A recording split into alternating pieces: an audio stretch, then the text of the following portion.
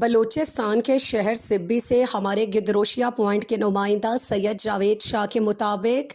Deputy commissioner سبی major retired Ilyas قبزئی نے district education group committee کے ماہانہ اجلاس سے خطاب کرتے ہوئے کہا، سبی کے 60% تعلیمی اداروں کو Balochistan special development initiative BSDI کے تحت سولر سسٹم پر منتقل کر دیا گیا ہے۔ انہوں نے اساتذہ پر زور دیا کہ وہ اسکول ٹائمنگ کی پابندی کریں اور بچوں کو محنت اور لگن سے تعلیم دیں، کیونکہ سولر سسٹم کے باعث اب لوڈ شیڈنگ کا مسئلہ ختم ہو چکا ہے۔ اس موقع پر assistant commissioner Lehri Mir Bahadur Khan Bangulzai, PS2 deputy commissioner Fahim Qureshi, district education officer Abdul Sattar Lango, female district education officer Mrs Salma Ata, deputy district education officer Tariq Almas, Liaquat لغاری، مسز نورین خان اور مسز مسرت قادر سمیت دیگر افسران موجود تھے۔ ڈپٹی کمشنر نے ہدایت کی کہ غیر حاضر اساتذہ کے خلاف سخت محکمانہ کارروائی کی جائے اور سکولز کی کارکردگی بہتر بنائی جائے۔ اجلاس میں بتایا گیا کہ ضلع سبی کے 26 غیر فعال سکولز میں سے